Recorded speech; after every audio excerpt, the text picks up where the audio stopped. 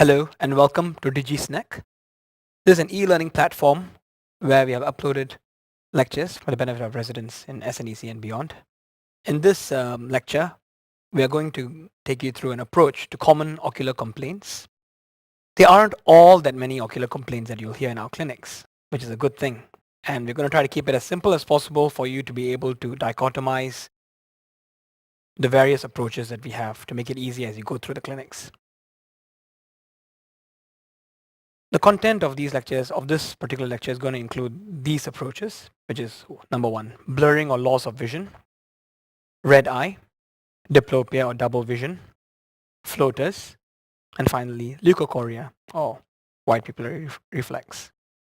I'm not going to go through the details of each diagnosis that may come under the headings. That's for you to go back and read on. However, this will help you organize your thoughts when you come across patients complaining of these symptoms. There may be a combination of these symptoms, or there may just be one main symptom that they're complaining of. So let's, to get started, we'll talk about blurring of vision. Blurring of vision, or BOV, it may be transient or it may be persistent. When I say transient, I mean it resolves typically within 24 hours, but usually it's much faster than that. Persistent blurring of vision may be painless or painful. If it's painless, it may be an acute onset or chronic onset. So that's how you can think it through. With regards to transient vision loss, if it lasts a few seconds on and off, typically it could suggest papilledema or disc swelling, bilateral disc swelling. Bilateral disc swelling due to raised intracranial pressure is what we call papilledema by the strict sense of the definition. And these patients may tend to be sick. They may have a space-occupying lesion intracranially, leading to increased intracranial pressure, or bleed in the brain, intracranial hemorrhage that results in this. Sometimes, for example, patients with idiopathic intracranial hypertension may also present with transient visual obscuration, and you might, on examination, find them to have papilledema or disc swelling. Sometimes, bilateral disc swelling may be a result of malignant hypertension, which needs to be ruled out immediately because this is a life-threatening condition. The patient, of course, may have other symptoms as well. Sometimes acute changes in blood pressure may also lead to transient visual obscuration. For transient vision loss that lasts a few minutes, you have to think of more of an ischemic or embolic phenomenon. For example, amaurosis fugax, which may be defined as like a TIA or transient ischemic attack involving the visual system. Typically, these patients complain of a curtain that slowly covers their vision, and this curtain gets lifted with time, typically within 1 hour. So these patients must be worked up for further ischemic risk factors subsequently, because they may be predisposed to getting stroke subsequently.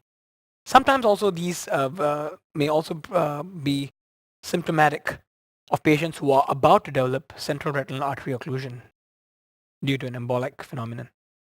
So these patients need to have a full ocular assessment to rule all that out, and subsequently need to be referred on for workup of ischemic risk factors. Vertebrobasilar insufficiency may also result in transient vision loss, and migraines may also result in transient vision loss that may last a few minutes, 20 to 30 minutes, and may be followed on by a headache. Sometimes patients with these kind of vision loss may also have vision loss that respects the vertical midline, vertical meridian, such that, or patients with seizures, for example, may also have such symptoms wherein they lose vision in half the visual field, either right or left. These are rarer. Moving on to blurring of vision that is persistent and painless. If it's an acute painless vision loss, it may be due to a central retinal vascular event, like a CRAO, central retinal artery occlusion, which can result in significant vision loss. Central retinal vein occlusion may also lead to vision loss, and typically this is not as devastating as a CRAO, unless the CRVO is ischemic in nature. Ischemic optic neuropathy may also result in vision loss. It may be posterior ischemic optic neuropathy or anterior ischemic optic neuropathy, and anterior may be further classified into arteritic and non-arteritic. Vitreous hemorrhage can occur in patients, for example, commonly with patients who have proliferative diabetic retinopathy. Sometimes patients with a breakthrough bleed from macular lesions like a PCV or exudative AMD can also have vitreous hemorrhage causing sudden loss of vision in one eye. macular lesions like, as I mentioned, exudative AMD can result in this vision loss. Macular hole is also can cause devastating vision loss, especially there are 4 stages. I would like you to read that up of macular hole, clinically speaking. And there are various causes for macular hole, which you should read up on. Central serous retinopathy is another cause of blurring of vision that is unilateral, typically unilateral and acute and painless. But these patients may not have significant vision loss. What they may complain more of is micropsia, a bit of metamorphopsia, a bit of hyperopic shift. Of course, an acute intracranial event like a stroke or hemorrhagic infarct or, for example, occipital lobe infarct can result in a painless loss of vision. For gradual painless loss of vision, it may be due to common causes like refractive error, cataract. Patients may only be noticing once they perhaps get a posterior subcapsular cataract, or with time they find their vision getting dimmer, less contrast. That's a very common cause of gradual onset vision loss. Dry AMD, dry ARMD may also result in gradual onset vision loss, and diabetic maculopathy. Less common causes, but but you can rule out with an examination include chronic corneal conditions like corneal dystrophies, for example, Fuchs, endothelial corneal dystrophy, or keratoconus can result in this, or even some rare optic neuropathies like metabolic optic neuropathy. Here are some examples that you can have a look at. For example, in here you can have a look at the retinal detachment. Here it's more inferior. Of course, you need to see whether there's a bit of macular involvement that will be better seen on a 3D biomicroscopy. This patient here is just showing the right eye with a blood and thunder appearance, depicting central retinal vein occlusion. This is a very classical picture of a cherry red spot, characteristic of central retinal artery occlusion, the left eye. This patient has a wet ARMD, or exudative age-related macular degeneration, with subretinal hemorrhage, resulting in vision loss of the left eye. And this patient here has a bit of preretinal and vitreous hemorrhage, resulting in vision loss for the right eye. Here you can see this patient has a cataract, and this patient has a dry ARMD with some drusen in the left posterior pole.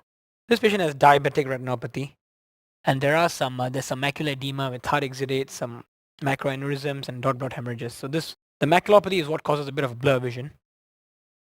And this is a classic picture of a keratoconus, with a very thin cone, as you can see, paracentrally. With regards to persistent and painful vision loss, if you have a typical case, will be a patient, a slightly middle-aged elderly Chinese lady coming in, holding her hand to the eye, complaining of nausea, vomiting, a one-sided headache, a bit of halos, a lot of blur vision in that eye. That is classic picture of acute angle closure glaucoma, an attack of angle closure glaucoma. Lens-induced glaucoma can also result in sudden loss of vision associated with pain. Uveitis can also result in a dull, achy sort of pain, resulting in some blurring of vision. Optic neuritis, typically they may have pain on movement of the eye. Corneal conditions, of course, can result in quite significant pain and some vision loss depending on where the lesion is. Here are some examples. This is not a great picture, but it shows the eye in a mid-dilated state. If you cast a slit, you'll notice that the angle is very shallow. This patient has acute angle closure glaucoma. This patient here has a bit of uveitis with a hypopion, so you need to be careful. You need to rule out infective causes in this particular case, of course. This patient has optic neuritis. And this patient here has a corneal ulcer with a hypopion. This patient has an epithelial corneal abrasion resulting in pain and blurring of vision. Let's move on to red eye. When managing red eye, you need to know whether is it common cause of red eye like sore eyes, conjunctivitis, like viral conjunctivitis, or are there more dangerous reasons why this patient might be having a red eye? If it's unilateral, especially, you need to be concerned. So when you look at red eye, you need to know there are a few ways to look at it: bilateral, unilateral. Other factors to consider are whether the patient has a discharge along with the red eye, how is the patient's VA or visual acuity, any pain, how is the pupil like, any change in intraocular pressure. Okay, let's talk about red eye with minimal discharge. For patients with minimal ocular discharge, minimal pain, it could be conditions like a simple spontaneous subconjunctival hemorrhage. And the patients might have just woken up in the mirror and noticed that the eyes are red and there's a patch of red, very well-defined red patch over the eye, the white of the eye. And that could just be a simple spontaneous subconjunctival hemorrhage, which typically has no other serious sequelae. Could be allergic conjunctivitis, which may have sometimes minimal mucoid discharge, depending on severity of the allergic conjunctivitis. Could just be a pterygium. Sometimes pterygium may have some associated inflammation, or it may be just that the patient happened to notice a growth on his conjunctiva, which he brought to the attention of his GP and they're referring on to you. Or could just be simple blepharoconjunctivitis, wherein they have lid disease resulting in some redness of the eye, some pain, and so at least a bit of dryness and a bit of discomfort. Mild to moderate pain, yeah, once again, dry eye syndrome, just like blepharoconjunctivitis can lead to that. Episcleritis is a bit more, slightly more sinister. It's an inflammation of the episcleral layer of the eye. They typically may have either generalized or sectoral redness that is usually unilateral. Corneal disorders like, just a lot of epithelial defects in the cornea due to dry eyes, for example, or anterior uveitis, which is basically inflammation of the anterior uvea, can result in also red eye with a bit of pain. Typically also these tend to be unilateral. Patient with severe pain, like I mentioned earlier, acute angle closure glaucoma can present with severe pain, redness, and blurring of vision. Corneal disorders like an abrasion and erosion, a corneal ulcer, corneal foreign body, all this can result in severe pain and blurring of vision and red eye. Scleritis has a bit more deep-seated, significant pain that typically wakes the patient up from sleep, has a very, it may be sectoral or it may be generalized redness. Usually it's unilateral as well. Of course, severe, rarer but more dangerous causes like endophthalmitis, which is basically sight-threatening with infection of the whole eye. Here are some examples. This basically just shows chemosis in a patient with some allergic conjunctivitis. This is a typical case of a subconjunctival hemorrhage, which is spontaneous, well-defined borders. This is a pterygium. This shows the inflammation of the episcleral layer, so it's episcleritis.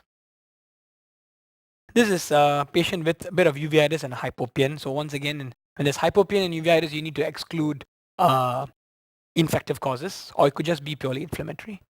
This patient has a corneal ulcer with a bit of hypopion. This patient has significant hypopion, injected eye, and of course you do need to rule out dangerous conditions like endophthalmitis when you see this. And here you can see a bit of violaceous hue, very deep-seated redness, suggestive of scleritis, anterior scleritis. Commonly patients with bilateral red eye and discharge, and they have a typical history of having a bit of a viral prodrome, have a bit of a fever, have a bit of a flu prior to getting this, or they may have a bit of a contact history. The commonest cause is, of course, viral conjunctivitis, sometimes bacterial conjunctivitis. Other causes include blepharitis, which can present with mild pain sometimes or a bit of discharge sometimes, and allergic conjunctivitis. Less common causes which are dangerous include, once again, infective conjunctivitis, but for example, the hyperacute type, like gonococcal conjunctivitis, sometimes chlamydia-related conjunctivitis. These happen sometimes in neonates, within 1 week of birth. So you need to be very careful because this can be potentially sight-threatening. Dacryocecal with dacryocystitis can result in a bit of red eye with some discharge. Canaliculitis, basically involving the tear drainage system, or corneal ulcer, or even endophthalmitis can result in red eye with discharge. Here are some examples. This patient has conjunctivitis, bilateral red eyes, quite puffy, sometimes can be even hemorrhagic, and of course there's a lot of discharge. Otherwise, usually typically their vision is not so affected. This patient here has dacryocystitis, dacryocele here, probably chronic, but now that looks slightly inflamed and injected, so you do need to treat this patient. This patient, just looking at the lids, showing a bit of a meibomian gland disease. Moving on now to diplopia or double vision. This may occur sometimes. You see patients, especially in our setting in Singapore, complaining of a bit of double vision or blur vision. But when you ask them, they say it's transient and it's with a bit of blur vision. And it resolves when they use eye drops or when they blink the eyes a few times. So this is quite common. It could just be due to dry eye. So in which case you don't need to really be too concerned. When they're quite certain that they do have double vision, you need to first ascertain whether it's binocular or monocular. And a simple way to do that is to ask if the diplopia persists on occlusion of one eye. There's still double vision when they occlude one eye, then it's a monocular diplopia. Diplopia is only there when they are opening both eyes. It's binocular. So here's a table for you to look through and read up on when it's binocular or monocular diplopia. Monocular typically tends to be ocular pathologies like refractive error, pathology of the ocular media like keratoconus, resulting in a bit of significant astigmatism. Large iris defects sometimes can lead to it. For example, patients who might have undergone laser peripheral iridotomy for example, primary angle closure suspect or angle closure disease. Lens dislocation can result in that. And sometimes macular conditions like CSR can result in this perception of monocular diplopia. Binocular diplopia, we are a bit more concerned. It could be due to neuropathy. For example, nerve palsy, like third nerve palsy, fourth cranial nerve palsy, or sixth cranial nerve palsy, or even a combination of this can result in binocular diplopia, in which case you need to ascertain whether it's vertical, horizontal, or torsional. If it's intermittent and you're able to find out on exam that there's not full ocular motility, could it be due to myasthenia gravis? Is it associated with fatigability? Sometimes other conditions like internuclear ophthalmoplegia can also result in diplopia on certain gaze. Orbital disease like thyroid eye disease can also result in double vision, binocular double vision. And any orbital condition, for example, that causes the ocular position to move or causes restriction of the ocular motility, like in a tumor or fracture, for example, muscle entrapment, can result in binocular diplopia that needs to be addressed. Strabismus sometimes can also result in double vision. This picture here shows a patient with right sixth nerve palsy. She's unable to abduct her right eye. That's why she has a double vision, more on right gaze, for example. This patient has a right orbital floor fracture with inferior rectus entrapment, resulting in double vision on up gaze. This patient has a left third nerve palsy. As you can see, this is the patient in central position. This is the patient in right gaze. So you can see the patient's left eye is in down and out position, unable to really go up, unable to really go down, unable to even adduct. So this patient has a left third nerve palsy. Of course, for third nerve palsy is an entire new approach. You need to know whether it's pupil involving, surgical third, or the medical third. I would like you to read up on that as well. Let's move on to floaters. Floaters are basically mobile opacities in the vitreous which cast shadows on the retina. So patients will typically notice floaters, or they'll say a spider web moving or circles moving in the eye, especially in bright light settings. It may be associated with flashes of light or photopsia, which you can even physiologically get induced by massaging your eyeball. Causes of photopsia basically could be migraine, like a zigzag pattern, or sometimes these last like an aura preceding a migrainous attack. Those are more colorful usually, a scintillating photopsia. Or rapid eye movements in the dark can also give you a perception of photopsia. Or sometimes when it's associated with floaters, it may be due to retinal tear, retinal detachment, so you need to be a bit more careful. Floaters, the commonest cause could just be vitreous degeneration. It's common in myopes with vitreous syneresis because they have a long eyeball and vitreous is liquefied and the vitreous particles are floating, which they perceive as floaters. A retinal tear so may also result in a sudden acute increase in floaters and photopsia. So when a patient complains of a sudden increase in the number of floaters with a lot of photopsia that doesn't resolve, you need to rule out retinal tear, or in a worst case scenario, retinal detachment. Uveitis can sometimes result, especially intermediate uveitis can sometimes result in a perception of floaters, and vitreous hemorrhage may also result in a perception of floaters, which they can sometimes describe as red or black. Here you can see a typical Y string. This is posterior vitreous detachment, one amongst the commonest causes of floaters, especially chronic floaters. This is the attachment of the vitreous around the peripapillary region that has now detached, and the patient can see a circle sometimes floating in front of his eye. A retinal tear, quite significant retinal tear here, resulting in perception of floaters and blur vision, and that you can see here an inferior retinal detachment. And this, once again, is depicting vitreous hemorrhage. Lastly, we are talking about leucocoria, or white pupil reflex, which occurs when you shine light onto the pupil and you observe a white rather than a typical red pupil reflex. There are many causes for this, but the most dangerous cause, because it's life-threatening and sight-threatening, is retinoblastoma in a child. Other causes include congenital cataract, retinal conditions like retinopathy of prematurity, retinal detachment, Coats disease, persistent fetal vasculature, and other infections like toxocariasis and toxoplasmosis. So I hope that this has given you all an overall summary of the common ocular complaints that we get to see as eye doctors in our center, and a brief, dichotomized approach as to how you could think through patients, these complaints when they come to you, how you can organize your thoughts, and this will probably help you as you further go further down the path of training in ophthalmology. Thank you.